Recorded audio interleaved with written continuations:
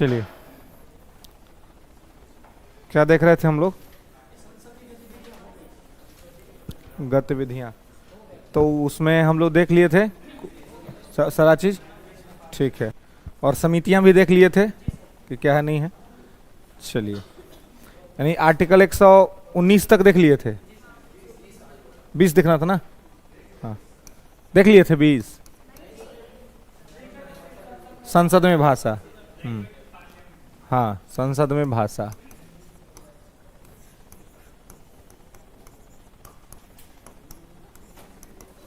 संसद में भाषा, लैंग्वेज इन पार्लियामेंट।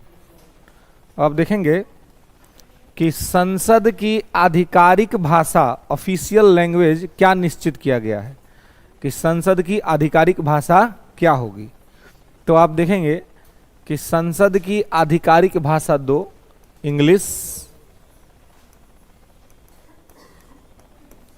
इंग्लिश और हिंदी, है ना। ये 2 आधिकारिक भाषा, ऑफिशियल लैंग्वेज जो है सो निश्चित किया गया है कि 2 आधिकारिक भाषा होगी, ऑफिशियल लैंग्वेज होगी।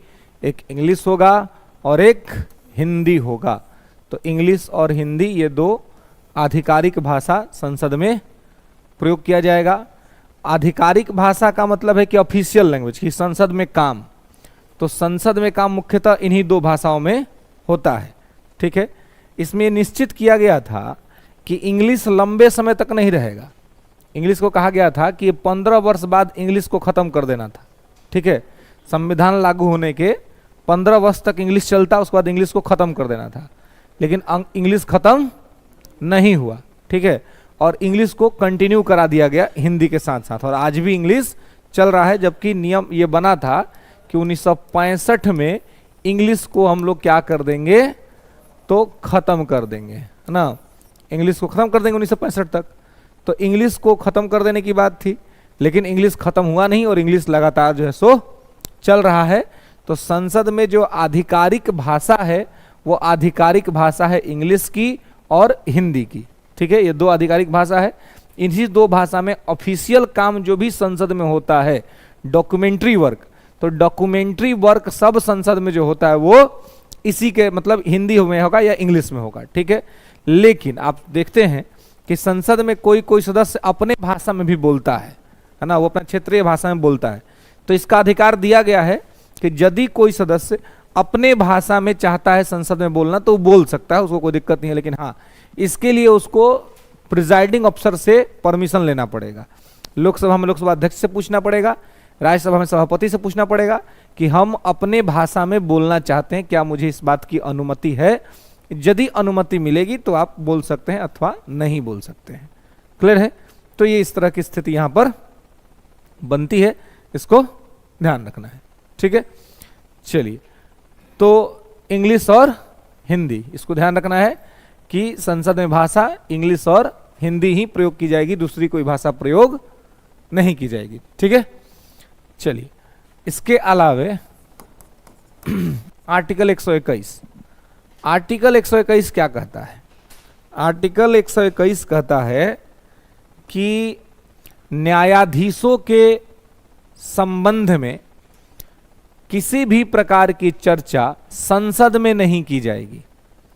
न्यायाधीशों के संबंध में किसी भी प्रकार की चर्चा संसद में नहीं की जाएगी। यानी कि जो जजेज हैं, ये अगर कोई फैसला देते हैं या कोई वर्डिक्ट देते हैं तो उस पर संसद में चर्चा नहीं किया जाएगा, ठीक है। मतलब संसद में चर्चा नहीं होगी। तो संसद में चर्चा नहीं किस पर? तो न्यायाधीशों के फैसले और उनके आचरण पर, ठीक है। हालांकि ये तब तक नहीं होगा जब तक कि नॉर्मल मैटर है। अगर मान लीजिए किसी जज को हटाना है तो उसके लिए तो चर्चा होगा, क्योंकि जजेज को हटाने की प्रक्रिया संसद से ही पास होती है। संसद ही न्यायाधीशों को हटा सकता है, ठीक है, दूसरा कोई नहीं हटा सकता है। तो प्रक्रिया तो ये संसद से ही शुरू होगी। तो यहां पे इसको ध्यान रखना है, ठीक है, कि संसद में चर्चा नहीं होगी। न्यायाधीशों को हटाने से संबंधित चर्चा जो है वो संसद के अंदर में नहीं की जाएगी, ठीक है। तो मतलब हटाने के संबंध में होगा, लेकिन उनके किसी फैसला पर, कोई मैटर में उन्होंने फैसला दिया है या कोई उन्होंने बात कही है, तो इस सब चीज का चर्चा संसद में नहीं किया जाएगा। इससे क्या होता है कि इसको माना जाता है कि भाई न्यायाधीशों का चर्चा ऐसे खुलेआम सरेआम होने लगेगा तो इससे न्यायपालिका कहीं ना कहीं प्रभावित होगी, उसकी स्वतंत्रता प्रभावित होगी। इसलिए कहा गया है कि न्यायालय के द्वारा किया गया किसी भी कार्य के लिए संसद में चर्चा नहीं की जाएगी। ठीक है, तो संसद ने भी ये वो काम कर दिया है आर्टिकल 122 में कि संसद में होने वाले किसी भी कार्य का चर्चा न्यायपालिका के यहां नहीं होगी। न्यायपालिका भी संसद के अंदर में अगर कोई काम हो रहा है तो उस पर कोर्ट भी कोई कार्य नहीं करेगा, कोर्ट भी उस पर कोई हियरिंग नहीं करेगा।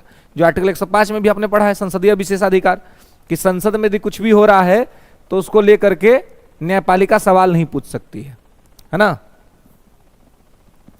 ध्यान रखेंगे 122 कह रहा है कि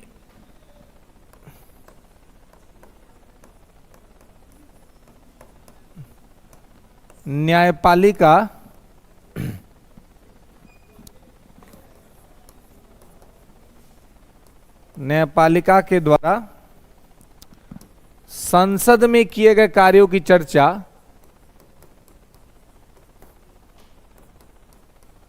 संसद में किए गए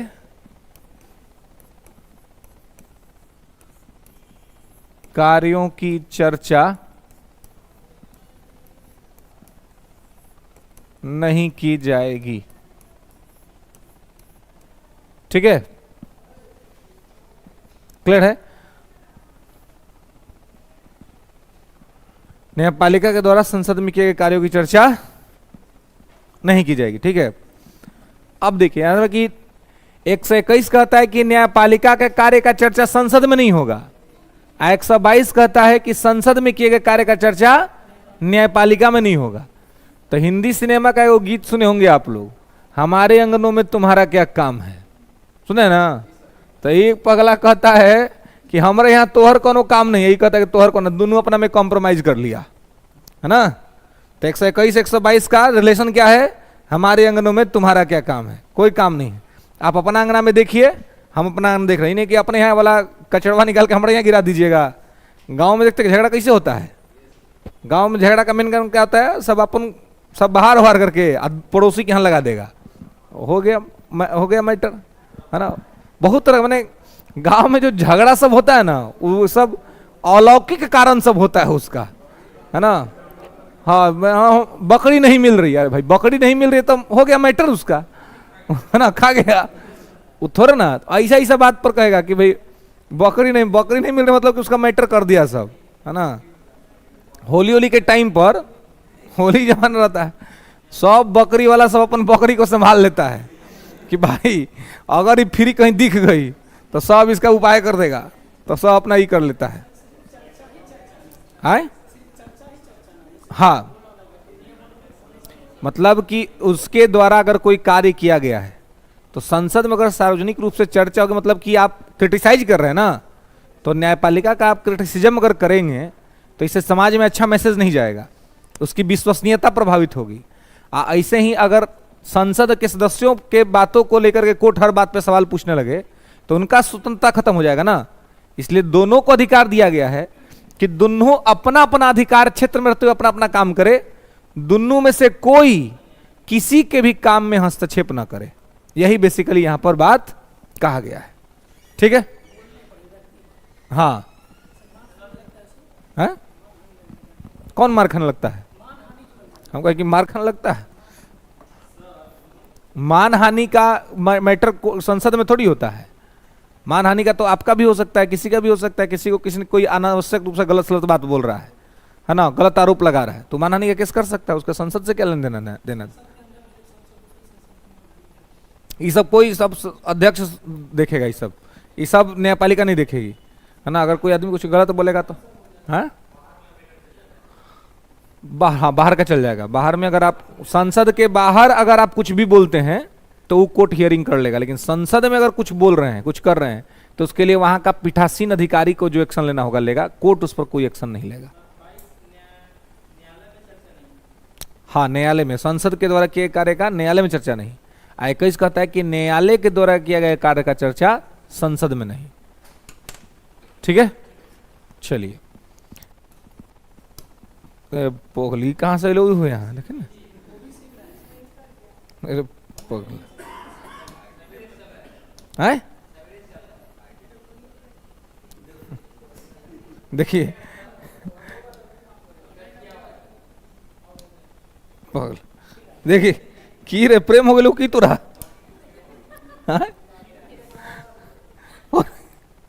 लगता है इसका मैटर है क्या इसके साथ कोई जी। हाँ? मैटर वाला आदमी सब ना नहीं भागता है, कितना उसको भगाइएगा कि यार दूर हो जाए तो हट में नहीं करेगा दूर।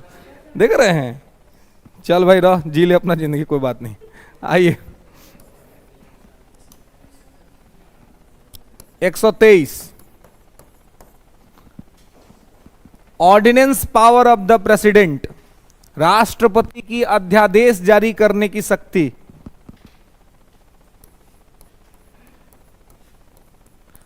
राष्ट्रपति की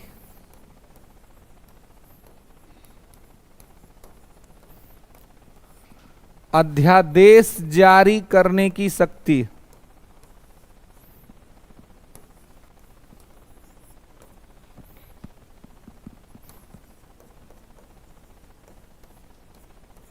राष्ट्रपति की अध्यादेश जारी करने की शक्ति, ठीक है।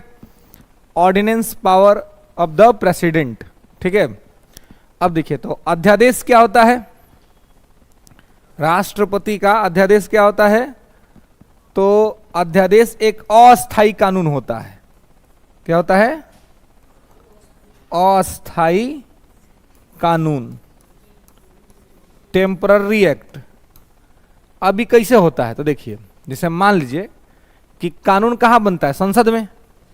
तो जब संसद का सत्र नहीं चल रहा हो, संसद का सत्र नहीं चल रहा हो, संसद का सत्र नहीं चल रहा है, ऐसा सिचुएशन के अंदर में क्या है कि कानून बनाना किसी विषय पर जरूरी हो गया।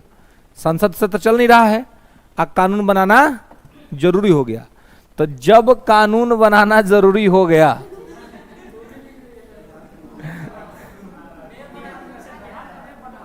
हाँ ये बिहार बना रही है, बिहार बना रही है ना, ना ऊपर लेके कोई लोग, अरे पगला है, वर्ल्ड मैप बना देगा का।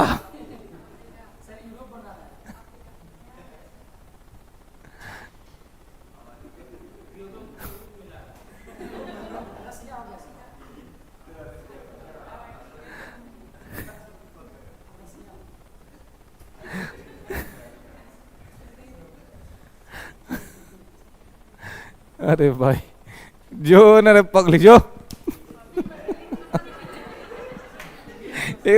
ना जाता हूं, इसको जाने का नहीं है जी। है हमको लगता है ठंडा लग रहा होगा ना इसको, है ना, तो अपना ये कर रही है।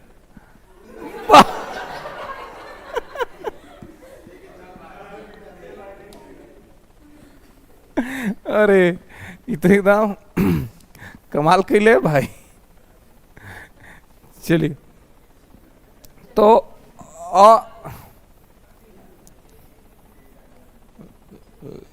ले इसको जाने का मन नहीं है, ये रिजर्व लेके घूम रहे।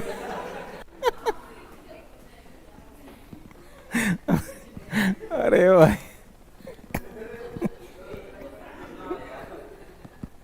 बाप रे बाप।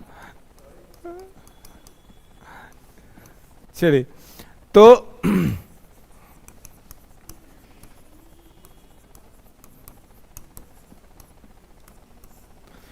अध्यादेश क्या होता है, एक अस्थायी कानून है ना, टेम्पररी एक्ट, अस्थायी कानून होता है। ये कब, ये राष्ट्रपति जारी करता है अध्यादेश, है नहीं पंगु सत्र क्यों, राष्ट्रपति जो है इसको जारी करता है, राष्ट्रपति जारी करेगा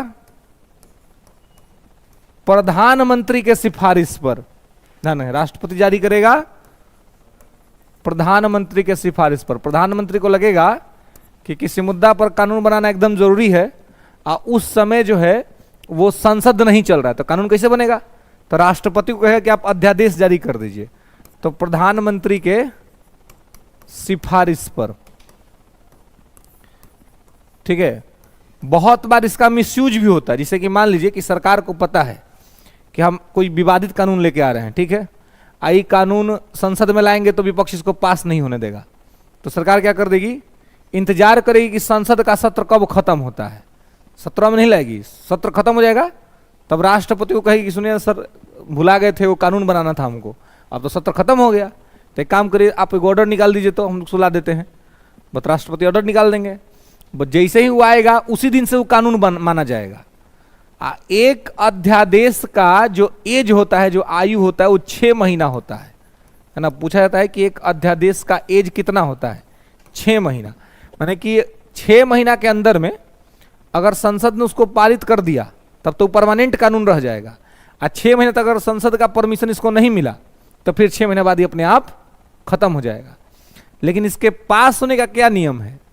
पास होने का नियम अगर आपसे पूछा जाए कि अध्यादेश संसद के द्वारा कितने दिन के अंदर पास होना चाहिए, तो 6 सप्ताह के अंदर, 6 सप्ताह के अंदर में पास होना चाहिए, अंडर 6 वीक, 6 सप्ताह के अंदर में पास हो जाना चाहिए। ठीक है, अंडर 6 वीक, 6 सप्ताह के अंदर में इसको पास हो जाना चाहिए। ध्यान रखेंगे, 6 सप्ताह में इसको पास हो जाना चाहिए। ठीक है, तो 6 सप्ताह में अगर ये पास हो गया तो ठीक है। आज 6 सप्ताह कब से काउंट किया जाएगा? तो देखिए, जब संसद नहीं चल रहा तब ना अध्यादेश आया है, तो जिस दिन से संसद स्टार्ट होगा उसके पहला दिन से 6 सप्ताह काउंट किया जाएगा, कि उस 6 सप्ताह के अंदर में यदि पास हो गया तो ये जो अध्यादेश है वो परमानेंट एक्ट बन जाएगा। लेकिन 6 सप्ताह के अंदर में यदि संसद ने इसको पास नहीं किया तो 6 महीने बाद यह अध्यादेश स्वतः समाप्त हो जाएगा। समझ रहे? हाँ, उस दिन से 6 सप्ताह, जिस दिन से, जैसे संसद का मान लीजिए कि सत्र नहीं चल रहा है, तो जब सत्र नहीं चलेगा तभी अध्यादेश आएगा। सत्र चलता रहेगा तब तो अध्यादेश आएगा ही नहीं। तो जब सत्र नहीं चलेगा तब अध्यादेश आएगा। उस बीच जब सत्र फिर शुरू होगा तो जिस दिन से शुरू होगा उस दिन से 6 सप्ताह के अंदर संसद को उसको पास कर देना है। यदि संसद पास कर देगा तो परमानेंट कानून रहेगा, हमेशा के लिए रह जाएगा। अगर संसद पास नहीं किया तो 6 महीना के बाद वो अपने आप खत्म हो जाएगा। ठीक है, इसलिए कहते हैं कि अध्यादेश एक अस्थायी कानून है, टेम्पररी एक्ट। क्लियर है? कोई दिक्कत? अध्यादेश समझ रहे हैं ना? यहां तक कोई दिक्कत नहीं है? चलिए, तो ये संसद का ही लास्ट आर्टिकल था 123, है ना। तो ये था अध्यादेश जारी करने की शक्ति। ठीक है, चलिए अब इसके बाद आप आइए सर्वोच्च न्यायालय, सुप्रीम कोर्ट।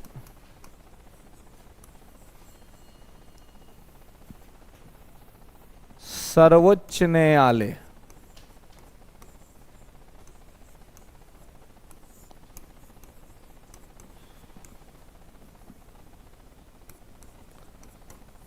सर्वोच्च न्यायालय, सुप्रीम कोर्ट।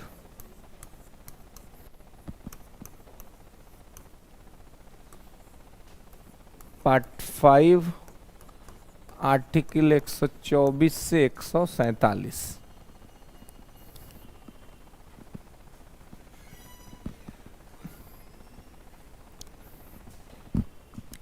ठीक है, अब देखिए, तो सर्वोच्च न्यायालय आर्टिकल 124 से 147 है। तो इसमें आप देखेंगे कि supreme court under article 124 to 147 इसमें क्या होता है। तो सर्वोच्च न्यायालय देश का सबसे बड़ा न्यायालय है।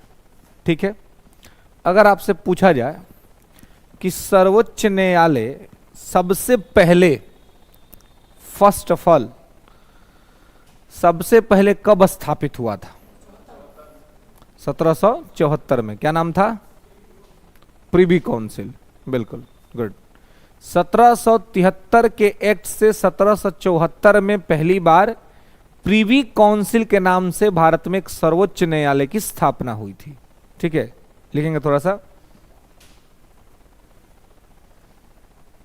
कि 1773 के रेगुलेटिंग एक्ट से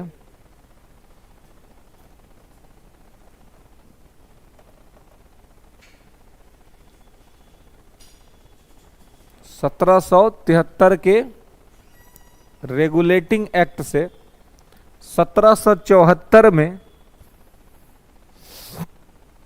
कलकत्ता में 1774 में कलकत्ता में प्रीवी काउंसिल के नाम से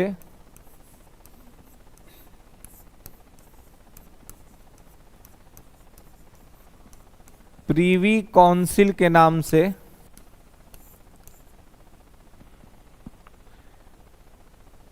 सर्वोच्च न्यायालय की स्थापना हुई थी।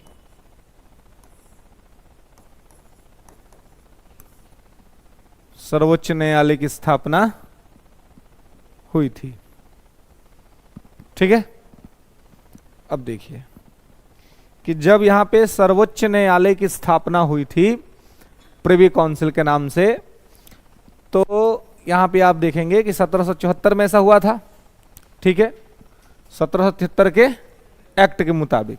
ठीक है, इसमें बंगाल का गवर्नर जनरल कौन था? Warren Hasting. वॉरेन हेस्टिंग को ही भारत में न्याय व्यवस्था का जनक माना जाता है। ध्यान रखेंगे, भारत में इस साइड में लिख लेना है कहीं, भारत में न्याय व्यवस्था का जनक वॉरेन हेस्टिंग। और भारत में सिविल सेवा का जनक कौन है? कॉर्नवालिस, है ना। सिविल सेवा का जनक कॉर्नवालिस। स्थानीय स्वशासन का जनक रिपन, है ना। हाँ, रिपन जो है वो स्थानीय स्वशासन का जनक है। ठीक है, वॉरेन हेस्टिंग भारत में न्यायिक व्यवस्था का जनक माना जाता है। ठीक है, अच्छा, आप में से कोई बता सकता है कि भारत में के इतिहास में पहली बार दीवानी कानून और फौजदारी कानून का अलग अलग विश्लेषण किस राजवंश में हुआ था?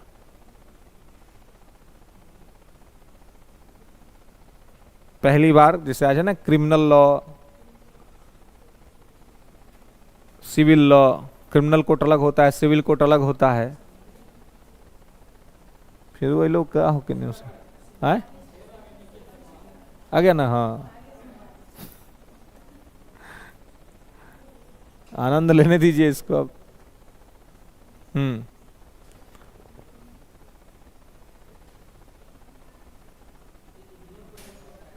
है ईवीएम हैक कर रहा है, अब वही ईवीएम हैक होने का सब प्रचार करने लगा नहीं जी। है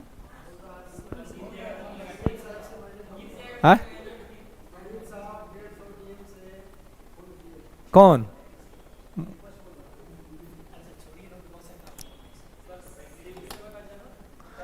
कॉर्नवालिस। आप स्थानीय शासन का रिपन। है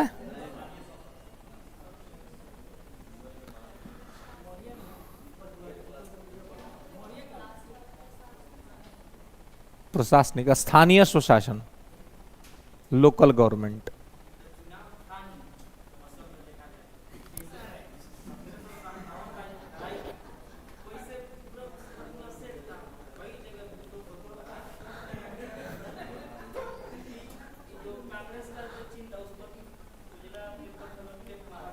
अरे बाप रे बाप, अरे भाई, अरे तो ई वाला, अच्छा ई वाला सूचनावा खाली आप ही को है जी? ई वाला सूचनावा आप ही को है खाली? ई वाला सूचनावा खाली आप ही को है?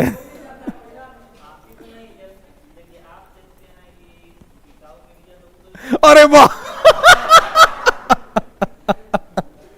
अरे यार, अरे ये यार मतलब हमको ही नहीं समझ में आता है कि आप कौन सा तब देखते हैं? आप वो दरबारी मीडिया देखते हैं? कौन है स्वतंत्र? नाम बताइए तो। अजीत अंजुम हो गया, ये स्वतंत्र है। हाँ हाँ हाँ, और हाँ हाँ, देखिए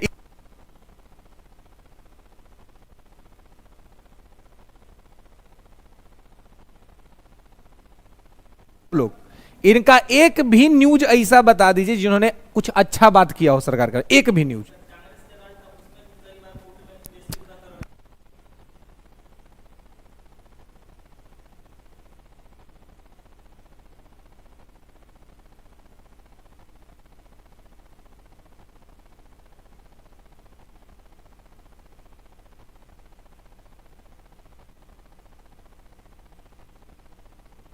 पगला छोड़िए, चलिए आगे बढ़िए। ये सब बात, ये सब ये जो ये सब जो है ना, ये सब देखिए, हम तो खाली इसी का नहीं कहते हैं। ये रवीश हो, चाहे अभिसार हो, चाहे वो अंजुम हो, चाहे ई लोग है जो एकदम शाम को तैयार होकर बैठ जाती है टीवी पर सब, है ना, है ना। हाँ, ये लोग जो शाम को, तो ये सब वैसा नहीं है, ये सब वैसा नहीं। जो अपोजिशन वाला जिसका जवाब ना रखना, ये सब तो और ये सबको खुन्नस भइल है कि हमारा कोई पूछ नहीं रहा है, तो हमको क्या करना है? हमको एक अलग धारा लेकर के चलना है। देखिए कितना, देखिए ना क्लास व्लास में आप देखिएगा कि एक आध गो रहेगा जो बच्चा सब देखा कि हम तो नहीं आ रहे हैं, हम लाइमलाइट में, अब पढ़ाई हमारे ठीक नहीं है तो हम लाइमलाइट में, तो क्या करे? तो कुछ ना कुछ ऐसा वो बात बोलेगा ना, ऐसा नहीं, ऐसा कुछ कांड करेगा कि वो लाइमलाइट में आ जाए, कि भाई लोग उसको जान दे। माने अगर नाम काम करके नाम नहीं हुआ तो कम से कम बदनामे करके नाम हो जाए। कितना आदमी का ये स्ट्रेटजी होता है कि अगर हमारा नाम, अच्छा काम करने से नाम नहीं हो रहा है, खाली हमको नाम अपना करवाना है, अच्छा काम से नाम हो नहीं रहा है, तो कुछ ऐसा काम करे कि बदनामे हो जाए। बदनाम हो जाएगा, आज ही मीडिया फछाप देगी कि तो देखिए ऐसे हैं, तो कुछ ऐसा धारा है। बड़ी सीधी सी बात है कि ये सब चीज जो है, हम हमेशा कहते हैं कि लोग जो शाम को टीवी पे आके बैठ जाती है लोग, है ना, जो पूरा एकदम बार बार खाली बल्बे ठीक करेगी, बाल ठीक करेगी, खाली न्यूज नहीं ठीक करेगी कि न्यूजवा हम को चीज कह रहे हैं, है ना, न्यूज ठीक करेगी। ये सब जिसका ई नमो रखे हैं, ये सब आ जाएगा अब यूट्यूब पर, यूट्यूब पर आकर के इतना बोलेगा चलेगा कि उससे बड़ा कट्टर ईमानदार कोई है ये नहीं है। इन्हीं के ईमानदारी का सबूत है कि जब पैठानकोट हमला हुआ था तो ये आदमी अपना कैमरा पैठानकोट एयरबेस में घुसा दिए थे। इसके वजह से इनको सजा भी हुआ था एक दिन का, एक दिन के लिए पूरा टीवी को बैन भी किया गया था कि इतना तो नॉलेज कम से होना चाहिए कि सेना का एयरबेस है, सेना के एयरबेस में आप घुसा दीजिएगा कैमरा तो पूरा देश का को बर्बाद कर दीजिएगा आप, तो जब सेना के एयरबेस में घुसा दीजिएगा तो कहने का मतलब है कि दोनों लोग को अपना अपना ये देखना है ना। अब बड़ी सीधी सी बात है कि हम कोई नहीं कहते कि जब 70 में एगो पार्टी 67 सीट जीत जाती है दिल्ली में, तब उसका ईवीएम खराब नहीं होता है। लगातार 2 बार से आ रही है, कोई वहां पे इतना मजबूत है लेकिन दिल्ली में हरा नहीं पाते हैं उसको, तब वो कहता है उसका ईवीएम एकदम ठीक है। एब्सोल्यूट मेजोरिटी के साथ पंजाब में सरकार बना लेता है तो कहता है कि एकदम ठीक है। इतना सब कुछ प्रभाव होने के बाद भी केरला में आप जीत जाते हैं, आपकी अलग सरकार बनती है तो ईवीएम ठीक है। साउथ इंडिया में परफॉर्मेंस अच्छा नहीं होता है, स्टेट में आज तक बीजेपी नहीं आ पाई, ईवीएम ठीक है। आज जहां पर ये लोग जीत गए ईवीएम खराब हो गया, ये कौन सा बात है जी? ये एकदम गलत बात है, ये एकदम गलत बात है कि मैंने एगो कहते हैं ना गांव में, किस्सा कहता है कि बेटा हुई तो हमारा, बेटी हुई तो तुहार। ऐसे नहीं चलेगा मैटर, है ना।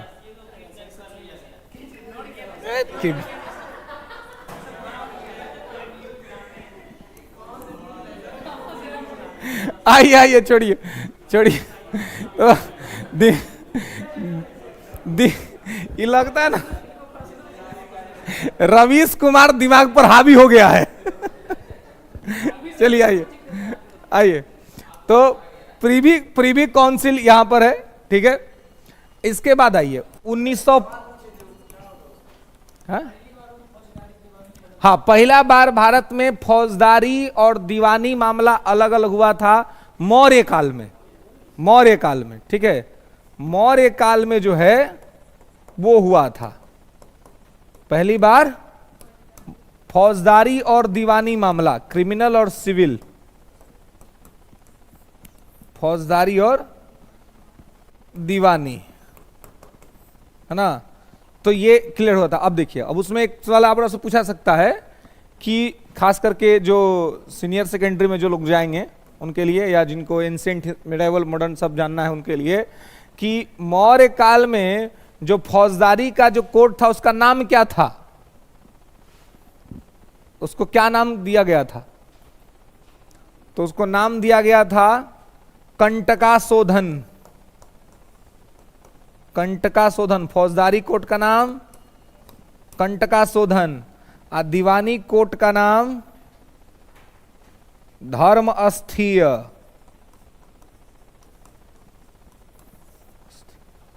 ठीक है, दीवानी कोड को धर्मस्थीय बोलते थे और फौजदारी कोड को कंटकाशोधन बोलते थे। ठीक है, तो पहली बार भारत के इतिहास में ये विभाजन जो है उस समय हुआ था। ठीक है, कंटकाशोधन। ठीक है, चलिए, दीवानी को धर्म अस्थीय और फौजदारी को कंटकाशोधन। ठीक है, चलिए, 1935 में भारत में लिखेंगे कि 1935 के एक्ट के तहत, 1935 के एक्ट के तहत संघीय न्यायालय की स्थापना की गई थी। संघीय न्यायालय की स्थापना की गई थी, और ये कहां? दिल्ली में। संघीय न्यायालय की स्थापना की गई थी दिल्ली में। ठीक है, फेडरल कोर्ट।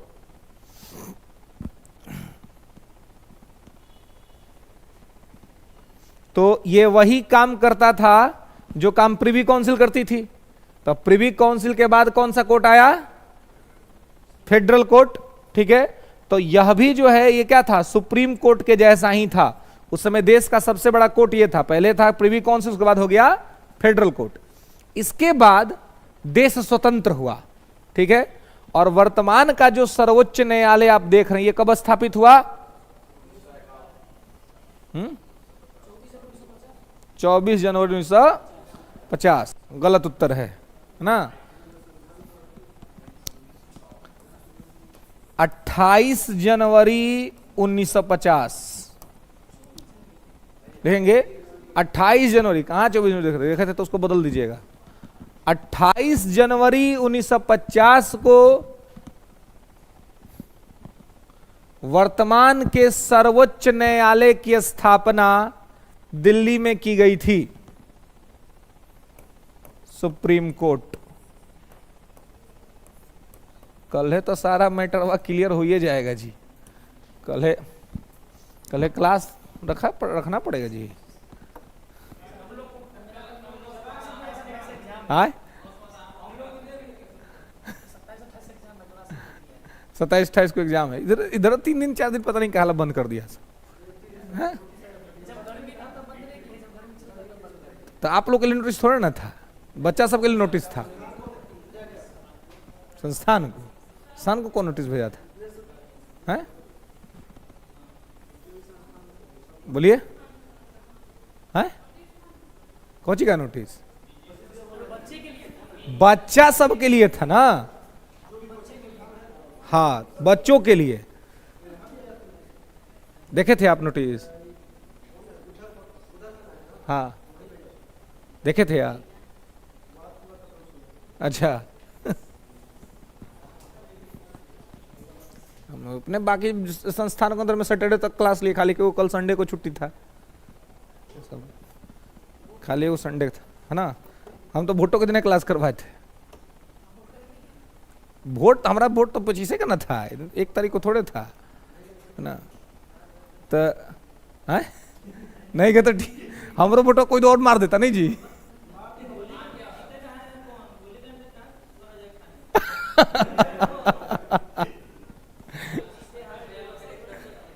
चलिए, आइए। 28 जनवरी 1950 को सर्वोच्च न्यायालय की स्थापना की गई थी। ठीक है, तो यहां पर आप देखेंगे कि 28 जनवरी 1950 को सर्वोच्च न्यायालय की स्थापना की गई। तो देखिए, सुप्रीम कोर्ट का जब हिस्ट्री पे बात करेंगे तो सबसे पहले प्रिवी काउंसिल, उसके बाद संघीय न्यायालय और तब सर्वोच्च न्यायालय। ठीक है, अब एक लाइन नोट करके लिखेंगे कि सर्वोच्च न्यायालय को संघीय न्यायालय का उत्तराधिकारी माना जाता है। सर्वोच्च न्यायालय को संघीय न्यायालय का उत्तराधिकारी माना जाता है। जी पानी,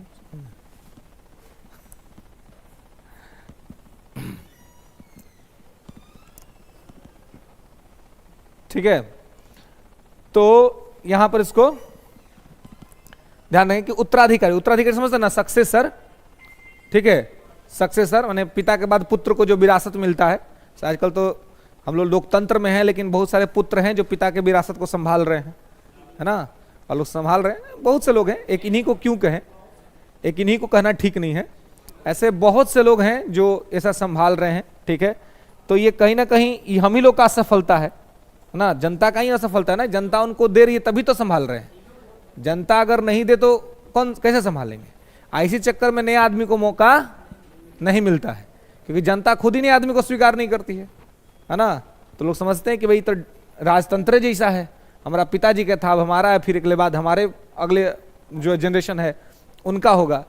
तो ये सब जनता वैसे लोगों को जिताती है, ऐसे लोग को ताकत देती है, तभी ऐसे लोगों का मनोबल बढ़ता है। आम आदमी सबको जिताता नहीं है सब, है ना। जो आम आदमी अगर कहीं लड़ रहा है, बढ़िया है, ठीक ठाक है, उसको जिताना चाहिए, उसको अप्रिशिएट करना चाहिए। तो इसलिए ये लोग को भी लगता है कि भाई चलो, देखिए ये लोग को क्या है, बेरोजगारी से चिंता नहीं रहता है कि लोग को अपना बेटा से तो सरकारी नौकरी करवाना नहीं है, ना ये लोग का बेटा सरकारी नौकरी करेगा, ना ये लोग की बेटी सरकारी नौकरी करेगी। ये लोग को पता है कि हमारा बेटा बस 25 साल का हो जाए, बेटी हमारे 25 साल के हो जाए, उसको कहीं ना कहीं विधानसभा लड़ा देंगे और कहीं ना कहीं लोकसभा लड़ा देंगे। तो एक बार अगर जीत गया गलती से तो परमानेंट जीवन भर का पेंशन हो जाएगा, है ना, जीवन भर का पेंशन हो जाएगा। तो करियर सुरक्षित हो गया, उनका करियर सुरक्षित है। इसलिए वो लोग को फेरा में नहीं है कि रेलवे का वैकेंसी आया कि नहीं है, कौन नौकरी नहीं करना है उनको तो नौकरी देना है। बहुत गर्व से लोग कहता है कि हम नौकरी दिए, हम देंगे। अगर तोहरा कह दिया जाए कि तू एगो एग्जाम पास कर जाओ, आप पास करके तो नौकरी लेकर दिखा दो, तो सारा मैंने जो है सो ये खत्म हो जाएगा। लेकिन अब संविधान ही कुछ इस तरह से है कि उसमें एजुकेशन का जो है सो मैटर नहीं है उस तरह से। तो सर्वोच्च न्यायालय इसका जो है वो क्या है, तो उत्तराधिकारी है। ठीक है, सक्सेसर है। ठीक है, तो इसको यहां पे आप ध्यान रखेंगे। चलिए अब देखिए कि सर्वोच्च न्यायालय जो है, इसमें इनके जो न्यायाधीश हैं उसके बारे में क्या स्थिति है। तो लिखेंगे कि जब सर्वोच्च न्यायालय की स्थापना हुई थी,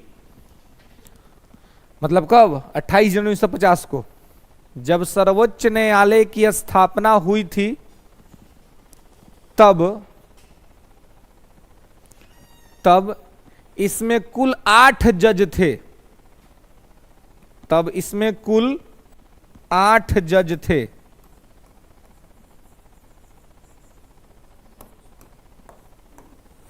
आठ जज थे। ठीक है, माने कि जब सुप्रीम कोर्ट की स्थापना हुई थी तब कितने जज थे, 8 थे, यानी कि 7 + 1, तो CJI +7, यानी कि चीफ जस्टिस ऑफ इंडिया और 7 गो अन्य, टोटल मिला के 8 गो।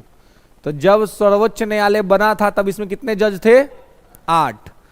एगो था CJI और 7 गो थे अन्य, तो टोटल हो गया 8। क्लियर है, तो टोटल जजेस की संख्या 8 थी यहां पर, है ना। आगे आप देखेंगे कि CJI +7 है कि वर्तमान में प्रेजेंट टाइम में क्या स्थिति, टोटल स्ट्रेंथ तो 34 गो। वर्तमान में सुप्रीम कोर्ट में टोटल जजों की संख्या कितनी है, 34, है ना। लिखेंगे कि वर्तमान में सर्वोच्च न्यायालय में न्यायाधीशों की कुल संख्या 34 है। तो इसमें हो जाएगा CJI प्लस 33,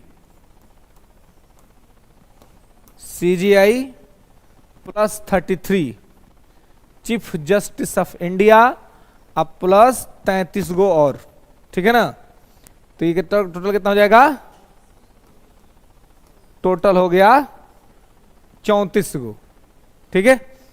तो यहां पे इसको ध्यान रखेंगे कि टोटल हो गया 34, ठीक है।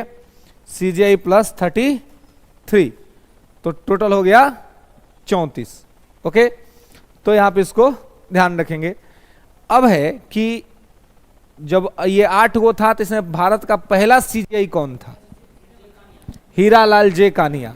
लिख लेंगे कि सर्वोच्च न्यायालय के पहले मुख्य न्यायाधीश हीरालाल जे कानिया थे। सर्वोच्च न्यायालय के पहले मुख्य न्यायाधीश हीरालाल जे कानिया थे।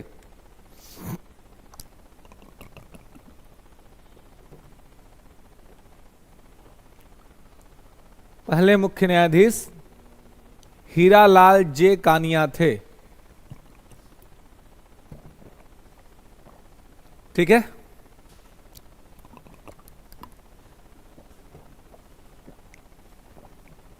सर्वोच्च न्यायालय के पहले मुख्य न्यायाधीश हीरालाल जे कानिया थे, ठीक है। और वर्तमान भारत में सर्वोच्च न्यायालय के मुख्य न्यायाधीश DY चंद्रचूड़ हैं।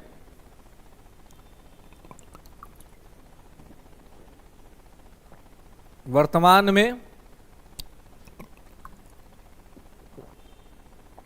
सर्वोच्च न्यायालय के मुख्य न्यायाधीश DY चंद्रचूड़ हैं।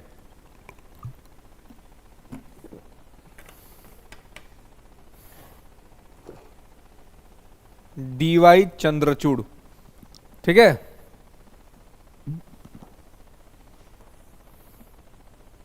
ओके, तो यहां पे इसको ध्यान रखेंगे कि क्या स्थिति है।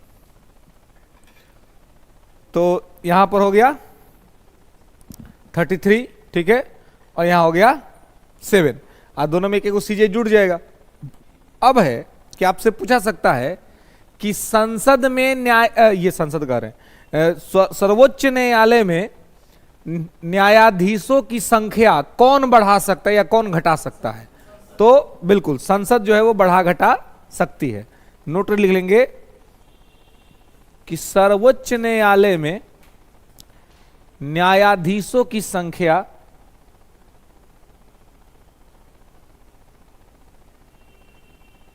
सर्वोच्च न्यायालय में न्यायाधीशों की संख्या बढ़ाना अथवा घटाना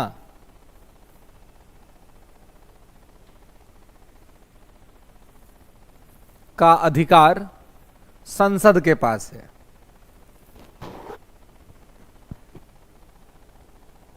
इसके लिए संसद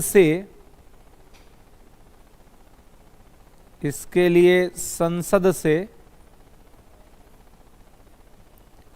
कानून पास करना होता है।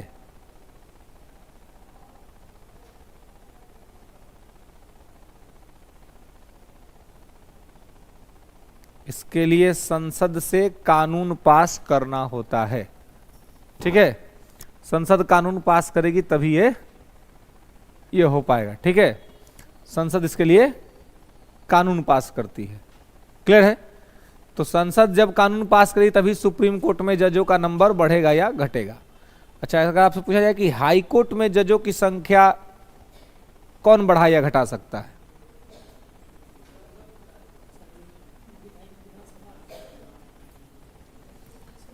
न्यायपालिका के संबंध में विधानसभा का कोई भूमिका नहीं होता है, हैं? भारत का राष्ट्रपति किसी राज्य के उच्च न्यायालय में यदि न्यायाधीशों की संख्या बढ़ानी अथवा घटानी है तो यह काम राष्ट्रपति कर सकता है। माने कि हाई कोर्ट में जज का संख्या बढ़ाना या घटाना है तो इसके लिए संसद से कानून बनवाने की जरूरत नहीं है। संसद से कानून की आवश्यकता रहेगी केवल सुप्रीम कोर्ट के संबंध में। ठीक है, क्लियर है? चलिए, हाँ, अब है कि सुप्रीम कोर्ट में न्यायाधीशों की नियुक्ति कैसे होती है। सुप्रीम कोर्ट में न्यायाधीशों की नियुक्ति क्या है? कॉलेजियम। क्या?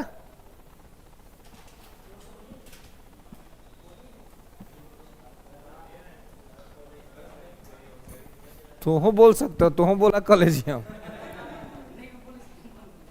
बोले तो बंद हो गया। ठीक है, तू बंद हो जाओ भाई। ले क्या है भाई, भूल जाते हैं।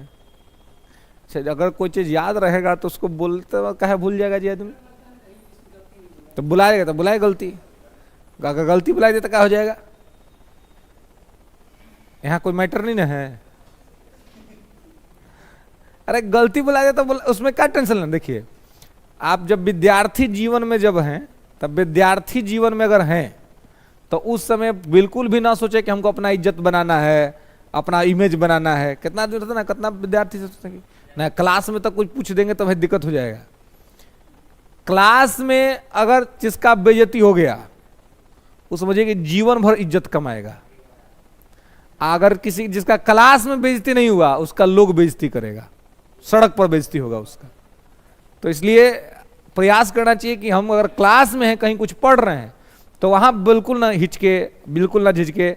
जो हमको पूछना है, जो हमारा कंफ्यूजन है, भले हमको लगे कि बगल वाला के लिए तो लगेगा कि कितना छोटा सा बात पूछ रहा है, लेकिन हमको नहीं आता है तो हम पूछ लिए, हम समझ गए। और जब हम समझ लेंगे, हम जब चीज़ों को जान लेंगे, तब हमको कहीं कोई दिक्कत नहीं होगा, है कि नहीं? लेकिन अगर वहां पर मन में दबा लिए, नहीं बोले, नहीं पूछेगा, अरे पता नहीं सब क्या सोचेगा, तो इस चक्कर में क्या होगा कि पूरा भविष्य जो है सो गड़बड़ हो जाएगा। कैसे कि 2 4 10 12 15 200 400 लोग आपका दुनिया थोड़ी है, दुनिया तो बाहर आपका इंतजार कर रही है। 2 4 10 लोग के बीच में बेइज्जती हो भी गया तो क्या फर्क पड़ता है? देखते हैं आदमी कहीं गिर उठ जाता है तो पहले देखता है कोई आदमी देख रहा है कि नहीं। चोट वोट लोग नहीं देखता है कि चोट वोट लगा के नहीं, लेकिन नहीं, पहले सबसे पहले उठ के दे झाड़ के फिट हो जाएगा। देखेगा 2 4 आदमी देगा, उठ के चल जाएगा दूसरा जगह, और तब साइड में कोना में बैठ के देखेगा कि कहाँ कहाँ लगा, है कि नहीं, कि भाई लो देख लेगा। तो इसलिए थोड़ा सा आदमी को ये रहता है, लेकिन क्लास व्लास से संबंधित इस तरह का चीज नहीं होना चाहिए। खैर, तो देखिए न्यायाधीशों की नियुक्ति कैसे होती है। तो हम लोग यहाँ जो कॉलेजियम व्यवस्था जो नाम है ना, कॉलेजियम, ये कॉलेजियम संविधान में कहीं लिखा ही नहीं है ना। कॉलेजियम व्यवस्था पहले से था नहीं, ये बाद में आया है, खास करके 1998 से। मुख्य तौर पर 1992 में माना जाता है कि इसका बेस रखा गया, 98 से कॉलेजियम व्यवस्था मुख्य तौर पे इंडिया में दिखने लगा। तो पहले नियुक्ति कैसे होती थी? तो पहले नियुक्ति होता था कि कार्यपालिका के द्वारा न्यायपालिका में नियुक्ति होती थी। जैसे कि मान लीजिए सुप्रीम कोर्ट में जजों को नियुक्त करना होता था, तो सुप्रीम कोर्ट में वो है सीजीआई, है ना, चीफ जस्टिस ऑफ इंडिया। तो सुप्रीम कोर्ट में जितना जज रहता है, उसमें जो सबसे ज्यादा सीनियर आदमी है वो सीजीआई बन जाता है। तो ये परंपरा पहले भी था और आज भी है कि सीजीआई वही बनेगा, चीफ जस्टिस ऑफ इंडिया वही बनेगा जो सुप्रीम कोर्ट के जितने जज है उसमें सबसे ज्यादा वरिष्ठ हो। अब यहां वरिष्ठ का मतलब, सीनियर मोस्ट का मतलब एज से नहीं है, वर्क से है, काम के अनुभव से है, वर्किंग एक्सपीरियंस से है कि वर्किंग एक्सपीरियंस क्या है आदमी का, है ना, काम का उसका क्या अनुभव रहा है। तो सीजीआई जो है चीफ जस्टिस ऑफ इंडिया, यहां पर ये रहता है। ठीक है, तो ये तो वरिष्ठता के आधार पर नियुक्त हो जाता है। तो इसको कौन नियुक्त करता है? भारत का राष्ट्रपति। चीफ जस्टिस की नियुक्ति लिख लेंगे कि सर्वोच्च न्यायालय के मुख्य न्यायाधीश की नियुक्ति भारत के राष्ट्रपति के द्वारा की जाती है, भारत के राष्ट्रपति के द्वारा की जाती है। सर्वोच्च न्यायालय के मुख्य न्यायाधीश की नियुक्ति राष्ट्रपति के द्वारा की जाती है वरिष्ठता के आधार पर, वरिष्ठता के आधार पर। ठीक है, हाँ, एक्सपीरियंस नहीं, सीनियरिटी। सीनियरिटी देखा जाता है एक्सपीरियंस के मैटर में। ठीक है, वरिष्ठता के आधार पर, है ना। तो वरिष्ठता के आधार पर जो है सो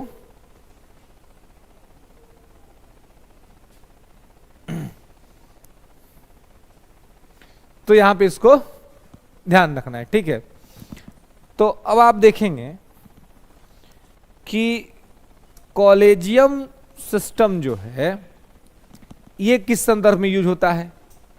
तो लेंगे कि अन्य न्यायाधीशों की नियुक्ति सर्वोच्च न्यायालय में, अन्य न्यायाधीश, जैसे कि अब 33 गो और है ना, तो ये लोग 33 गो लोग का नियुक्ति कैसे हुआ होगा। तो अन्य न्यायाधीशों की नियुक्ति सर्वोच्च न्यायालय में वर्तमान में कॉलेजियम के सिफारिश पर, कॉलेजियम के सिफारिश पर भारत के राष्ट्रपति के द्वारा की जाती है। कॉलेजियम के सिफारिश पर भारत के राष्ट्रपति के द्वारा की जाती है।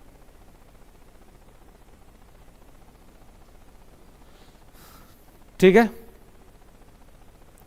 अब देखिए, तो ये तो कॉलेजियम का जो कंसेप्ट ही कब आया है, 98 में, और उससे पहले 92 में ये मतलब छोटे स्तर पे शुरू हो गया था।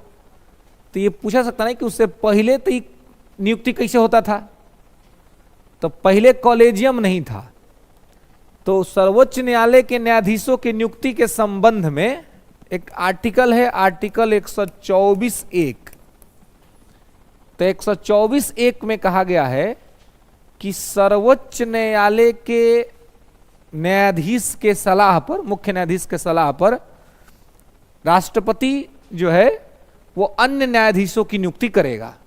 ठीक है, सर्वोच्च न्यायालय के मुख्य न्यायाधीश के सलाह पर, है ना, सर्वोच्च न्यायालय के चीफ जस्टिस ऑफ इंडिया के सलाह पर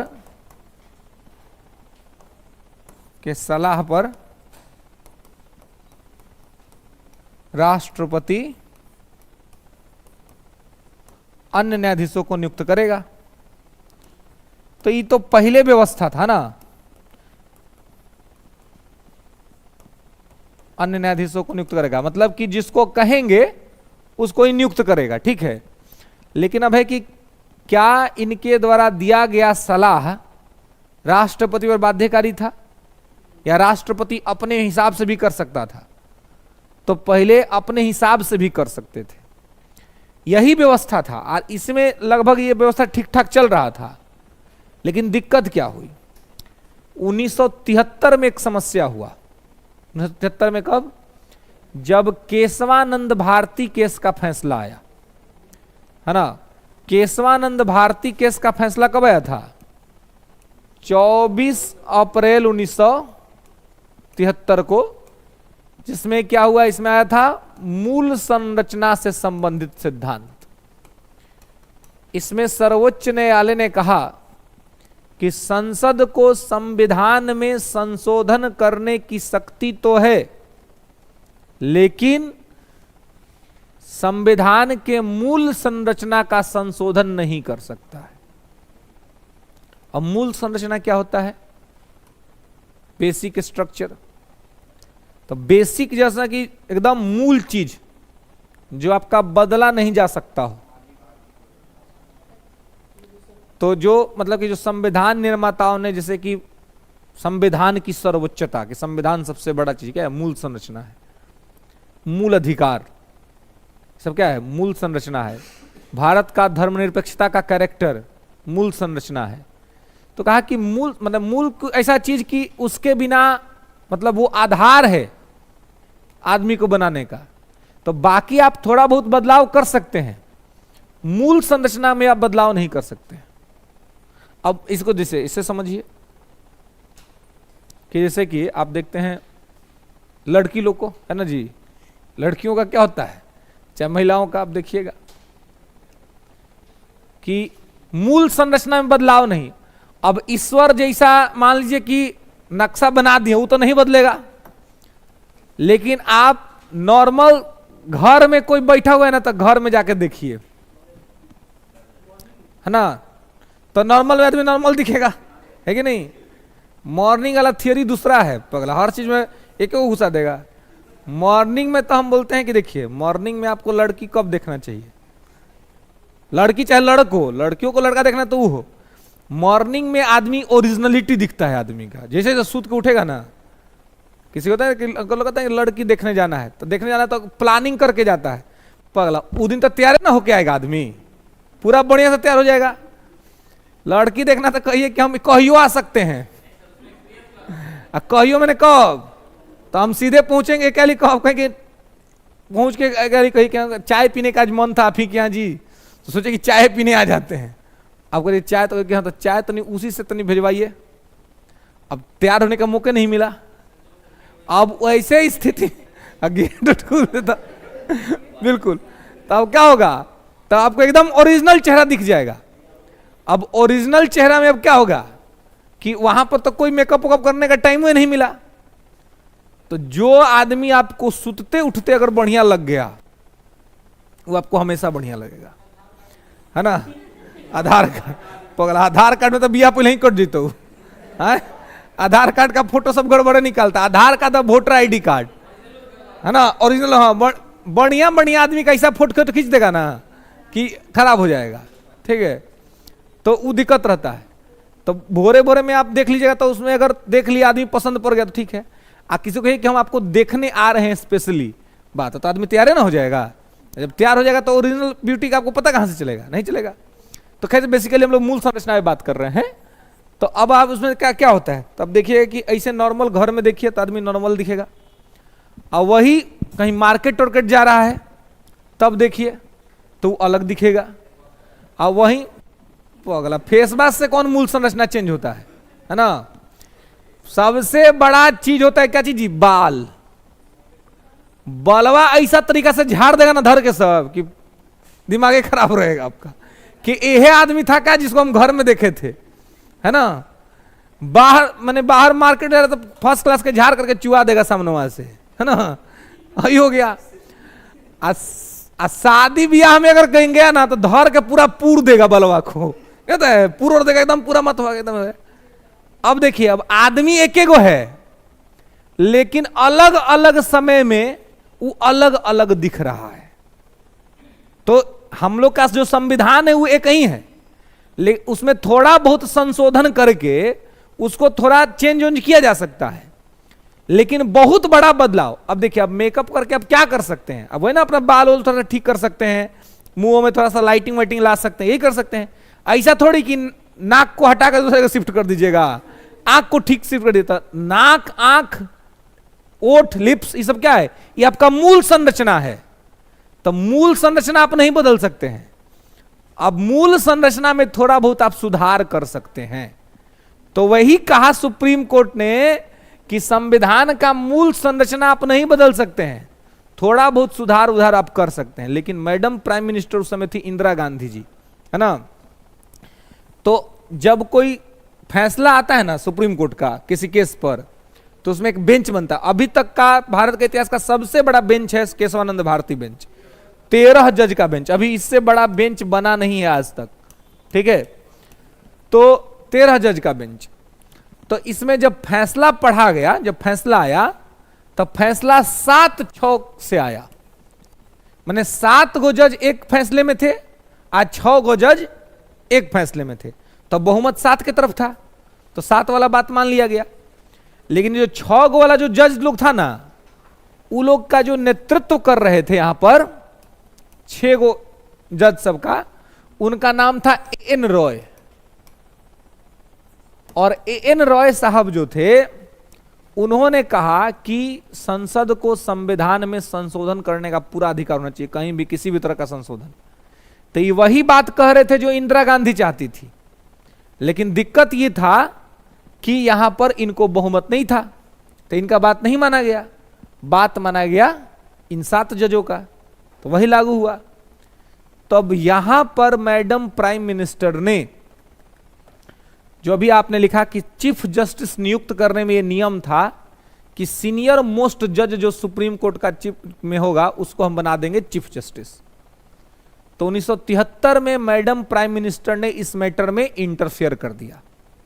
वो देखी कि जो उनके मन का बात जो एएन राय कर रहे थे, तो इनसे अभी और 4 गो जज सीनियर था सुप्रीम कोर्ट में जो बन सकता था चीफ जस्टिस ऑफ इंडिया, तो उसको नहीं बना करके मैडम प्राइम मिनिस्टर ने अपने गुड फेथ के आदमी एएन रॉय को बना दिया सुप्रीम कोर्ट का चीफ जस्टिस ऑफ इंडिया। इसको कहते हैं डिक्टेटरशिप।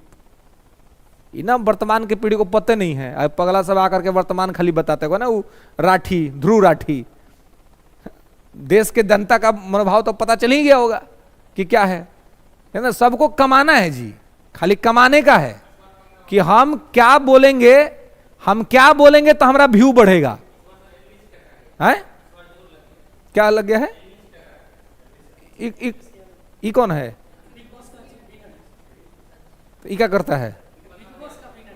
तब बिग बॉस में तो ये कुछ करता है, ये कुछ करता है, दोनों में लड़ाई हो रहा है, तो ये सपोर्ट कर रहा है क्या इनका? जो भी हो, है ना। तो अब वो बिग बॉस जीत के आएगा तो कौन पढ़ाई लिखाई का बात बतियाएगा, उसका बात हम लोग यहाँ पे करें, है ना। उससे बढ़िया तो किसी भी हद में है वो ध्रुव राठी, कि वो पढ़ा लिखा है, कम से कम बताओ पढ़ाई लिखा वाला बतियाता है ना। राठी जो है वो पढ़ा लिखा है, इसमें कहीं कोई दुरा नहीं है। लेकिन दिक्कत ये कि पढ़े लिखे होने के बावजूद भी एक रास्ता पकड़ लेना। पढ़ा लिखा होने का मतलब क्या? मैं हमेशा कहता हूं कि निष्पक्ष रहना पढ़ा लिखा होने का मतलब होना चाहिए वास्तव में, कि हम निष्पक्ष रहें, सही बताए आ गलत बताए। सरकार जो सही कर रही है वो सही को कहें कि हाँ सही किया, आज जहां पर गलत करी वहां पे कहें कि गलत किया। लेकिन आज के डेट में दुनिया का क्या हो गया नजारा कि कोई आदमी ऐसा आदमी सब हो गया है कि ना तो कि जिसको पसंद करता है उसका कमी सुनना बर्दाश्त नहीं करता। अब जो राहुल के समर्थक लोग हैं, वो राहुल का कोई कमी सुनबे नहीं करेगा, एकदम अनहराइल भक्ति करेगा कि नहीं राहुल बाबा से बढ़िया कोई है नहीं है। आज जो मोदी का भक्त सब है ये तो और पागल सब है, ये तो मैंने और मोदी का कोई कमी सुनबे नहीं करता, यहां तक कह देता कि वह भगवान है।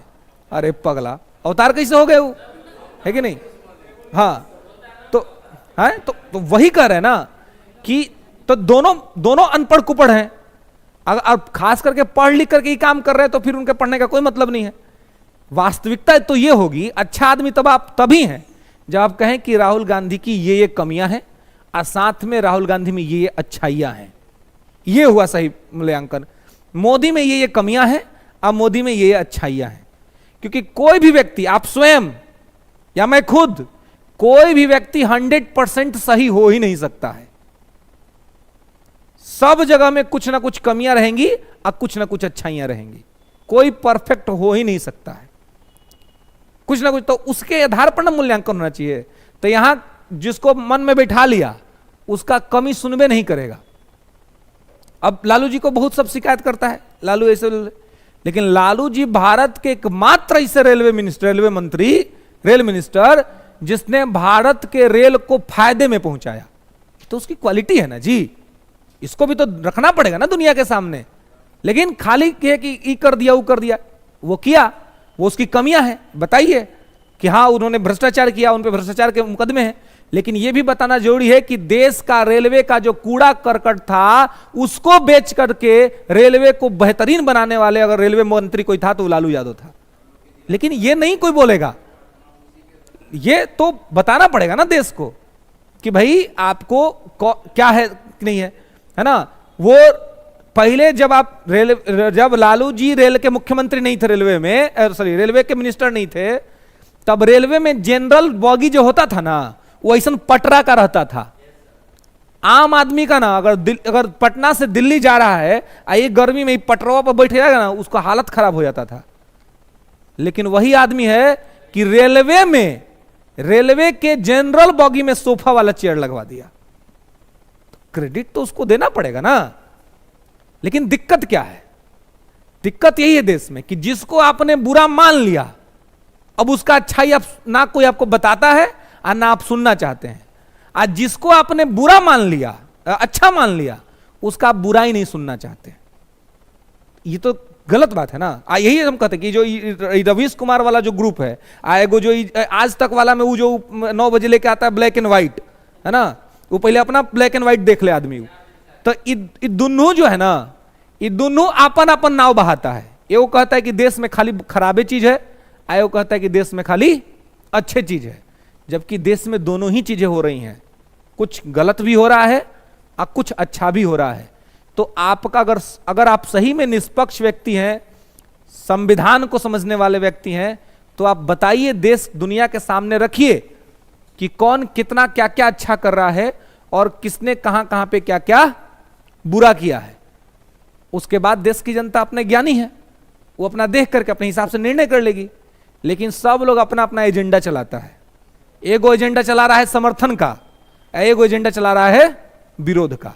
तो निष्पक्ष कोई एजेंडा ही नहीं चल रहा है देश में कि लोग को पता चले। और लोग के पास इतना टाइम कहां है? किसी के पास इतना टाइम है कि लोग अध्ययन करे? हम लोग ये सब इतना बोल पाते हैं क्योंकि अध्ययन किया है।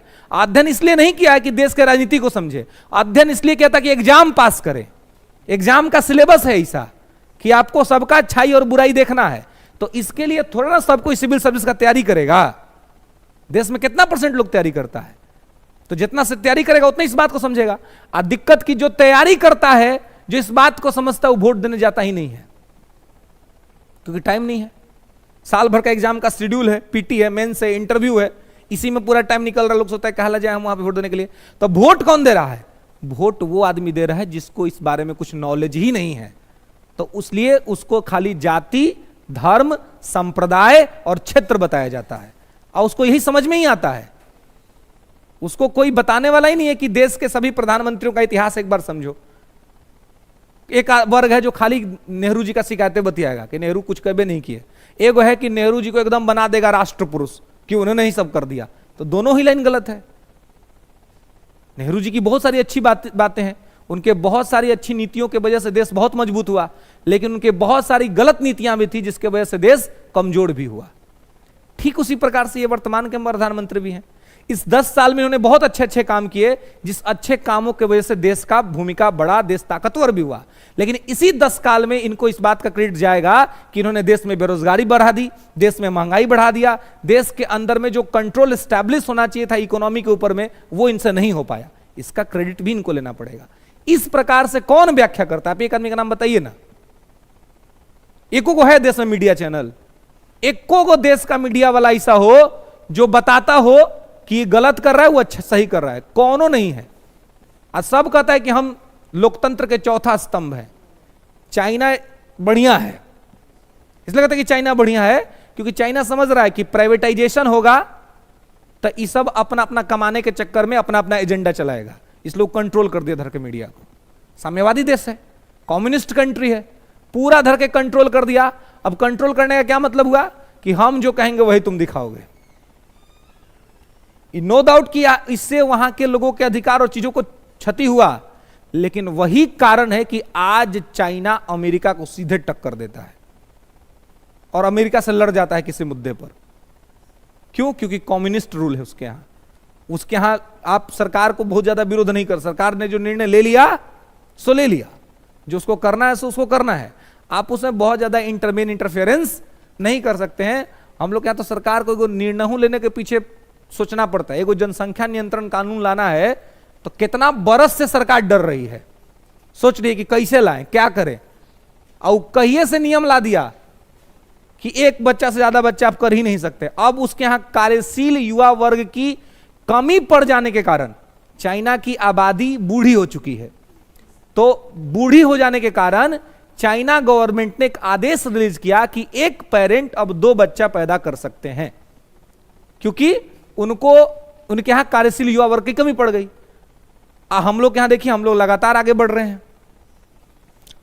According to 2011 census report, Bharat प्रत्येक साल में एक ऑस्ट्रेलिया पैदा करता है। प्रत्येक साल, एवरी ईयर, ऑस्ट्रेलिया के टोटल आबादी का, जितना टोटल आबादी है उसका, वो हम लोग एक साल में खड़ा कर देते हैं।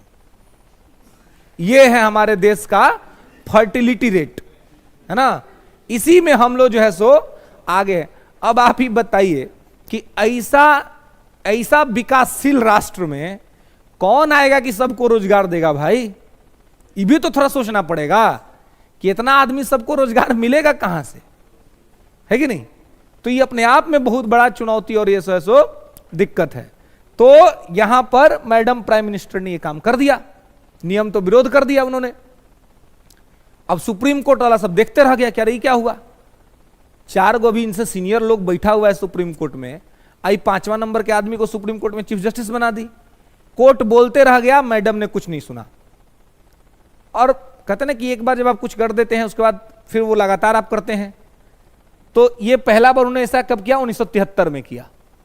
तो इसको माना गया कि अब सुप्रीम कोर्ट में न्यायाधीशों की नियुक्ति प्रणाली में सरकार अनावश्यक हस्तक्षेप कर रही है, इसको ठीक करना चाहिए, है ना। अब क्या हुआ? तो फिर 1977 में मैडम प्राइम मिनिस्टर ने सेम मिस्टेक को रिपीट कर दिया, फिर दोहराया। 1977 में सर्वोच्च न्यायालय के मुख्य न्यायाधीश के पद पर उन्होंने बैठा दिया एमयू बेग को। एमयू बेग से 7 लोग अभी सीनियर बचा हुआ था सुप्रीम कोर्ट में जो चीफ जस्टिस बन सकता था। इसी बीच मैडम प्राइम मिनिस्टर ने देश में आपातकाल लगाया था, इमरजेंसी डिक्लेयर किया था। इमरजेंसी डिक्लेयर किया था 1975 के अंदर में, जब उन इलाहाबाद हाई कोर्ट के फैसले को सुप्रीम कोर्ट ने सही कर दिया था। जब इनके निर्वाचन क्षेत्र को अवैध घोषित किया गया था तो मैडम प्राइम मिनिस्टर ने आपातकाल लगा दिया था। और आपातकाल के दौरान ही एमयू बेग साहब जो जज साहब थे, तो इनके सामने कुछ मैटर्स गए देखने के लिए, इन्होंने उसको इग्नोर कर दिया, उस पर कोई खास एक्शन नहीं किया। आइए कह सकते हैं कि आपकी देश का यह काला अध्याय था कि एक तरफ देश आपातकाल से जूझ रहा था, देश का न्यायालय कुछ नहीं कर पा रहा था, देश का सुप्रीम कोर्ट कुछ नहीं कर पा रहा था। तो उसी का पारितोषिक मैडम प्राइम मिनिस्टर ने क्या दे दिया? एमयू बेग साहब को कहा कि आइए आपको चीफ जस्टिस बना देते हैं। चीफ जस्टिस बना दिया। अब सुप्रीम कोर्ट ने कहना हम शुरू कर दिया कि भाई देखिए, सरकार अनावश्यक रूप से हमारे सिस्टम में इंटरफेयर कर रही है, इस इंटरफेरेंस के वजह से जो न्याय है वो प्रभावित हो सकता है, इसको ठीक करना पड़ेगा। और तब उसने कहा कि भाई हम चाहते हैं कि सरकार न्यायाधीशों की नियुक्ति प्रक्रिया से अलग हो जाए, दूर हो जाए, ये हमारा मैटर है, ये हम लोग खुद डिसाइड कर लेंगे। तो अब जो हमने अभी आपको बताया था कि 124(1) में लिखा हुआ है कि सर्वोच्च न्यायालय के मुख्य न्यायाधीश के सलाह पर राष्ट्रपति अन्य न्यायाधीशों की नियुक्ति करेंगे। तो अब हुआ कि देखा जाए कि सलाह का क्या स्थिति है, मतलब सलाह बाध्यकारी है कि नहीं है। तो इसके लिए सुप्रीम कोर्ट में एक केस हुआ 1982 में, जो कहते हैं प्रथम न्यायाधीश मामला, फर्स्ट जुडिशियल केस। और यहां पर भी मैडम प्राइम मिनिस्टर ही प्रधानमंत्री बन गई थी। 77 में तो हारी थी, अब फिर जाकर के 80 में चुनाव होता तो जीत के आ गई थी सत्ता में। क्यों आ गई थी?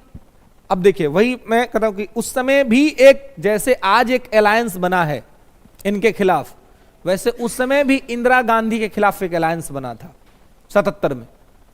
और वो अलायंस तो बहुत तगड़ा अलायंस था, उसमें बेग से एक बड़े नेता थे, लीडर्स थे, प्राइम मिनिस्टर उसके थे मोरारजी देसाई बने थे, उस समय के बहुत योग्य बेहतरीन व्यक्ति, बहुत अच्छा अच्छा काम भी किया था उन्होंने।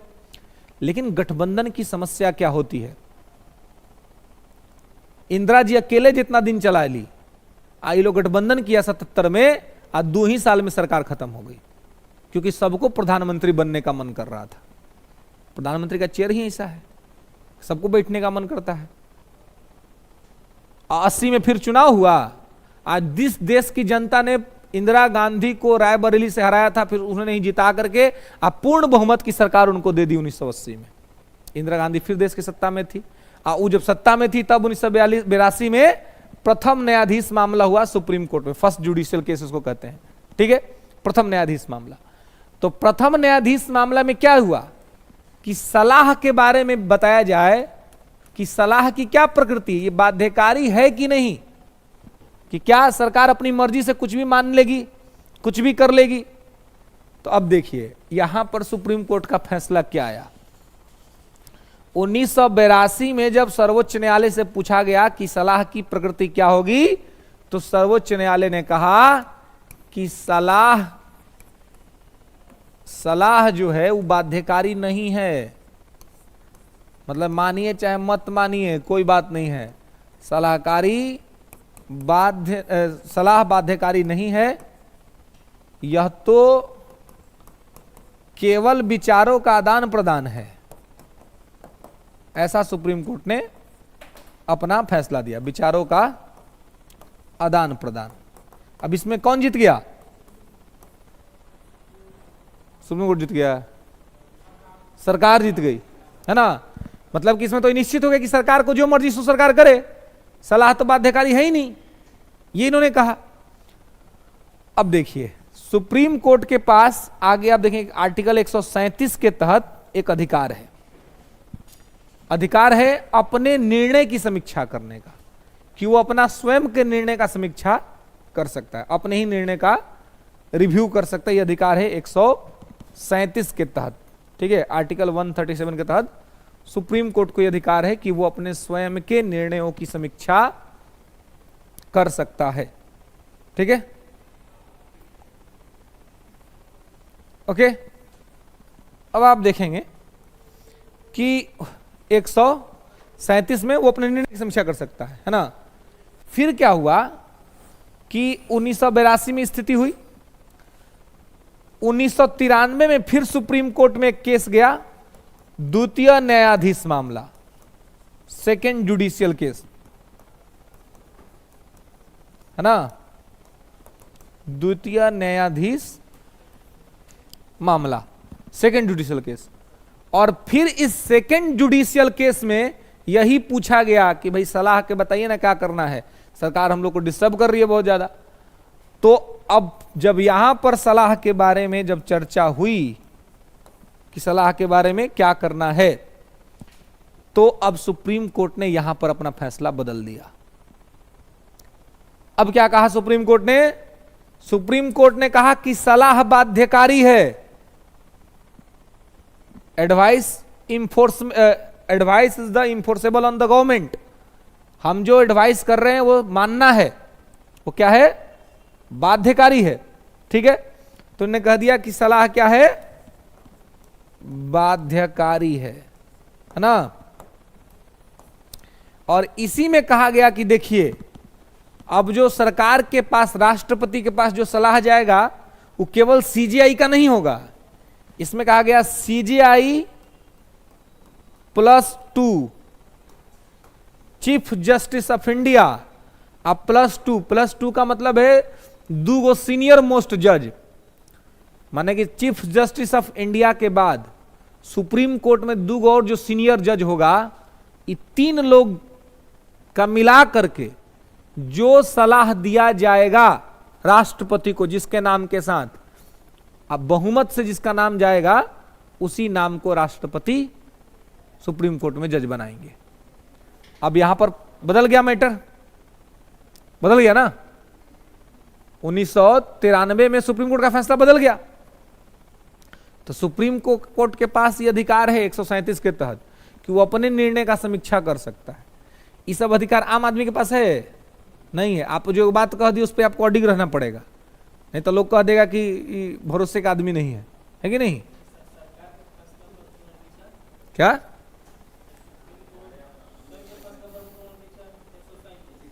हाँ, मूल अधिकार जी पढ़ाए थे, ये कहाँ थे? उसमें लिखा थे आर्टिकल 13, है ना। तो अब मान लीजिए आम जनजीवन में तो आप ऐसा नहीं कर सकते, लेकिन सुप्रीम कोर्ट को यह अधिकार है। आम जनजीवन में मान लीजिए आप किसी से मिले आज, है ना, और उसको आप किसी से मिले, मिलने के बाद आपने उसको कहा कि भाई आपको देखा, दुनिया को देखने की चाहत पूरी हो गई, है ना। आपने किसी को देखा और आपने कहा कि भाई आपको देखा, दुनिया को देखने की चाहत पूरी हो गई, अब बस आप ही को देखना है, आज दुनिया में अब आपके अलावे कोई नहीं। सामने वाला आदमी भी प्रफुल्लित हो गया कि चलो भाई बढ़िया है कि नहीं।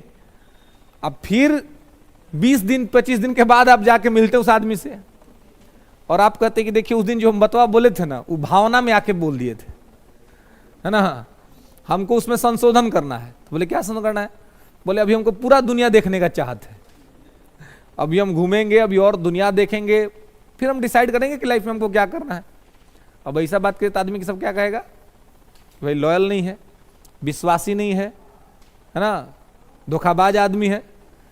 तो आम आदमी को नहीं अधिकार, लेकिन सुप्रीम कोर्ट को अधिकार है। 82 में सुप्रीम कोर्ट क्या कह रहा है कि सलाह बाध्यकारी नहीं है, आज 93 में वही सुप्रीम कोर्ट कह रहा है कि सलाह बाध्यकारी है ना, एडवाइस इंफोर्सेबल है। हाँ, अब उसमें क्या है, तो CGI +2 यानी 3 आदमी है, तो 3 आदमी है तो बहुमत कितना पर होगा जी? 2 पर होगा। 2 जिसके नाम चल गया तो इसमें कहा गया कि बहुमत से अब जिसके नाम का सिफारिश जाएगा सुप्रीम कोर्ट में, उसको जो है सो आपको जज बनाना पड़ेगा। अब यहां पर अब सलाह, अब ये कहते हैं कि यहीं से कॉलेजियम का नींव पड़ना शुरू हुआ। कब? 1993 में सेकेंड जुडिशियल केस से। लेकिन फिर इसके बाद 1998 में हुआ थर्ड जुडिशियल केस। 1998 में तृतीय न्यायाधीश मामला,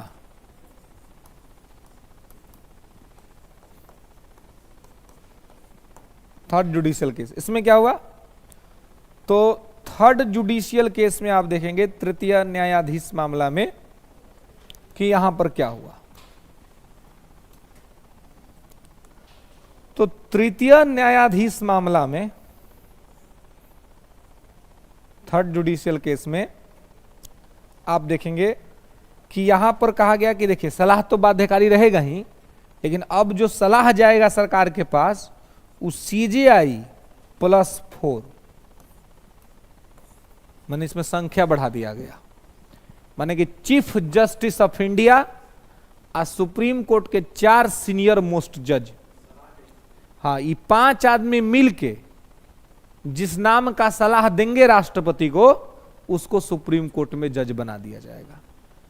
इसका मतलब अब यह हो गया कि अब सरकार यह निश्चित नहीं करेगी कि सुप्रीम कोर्ट में कौन जज बनेगा।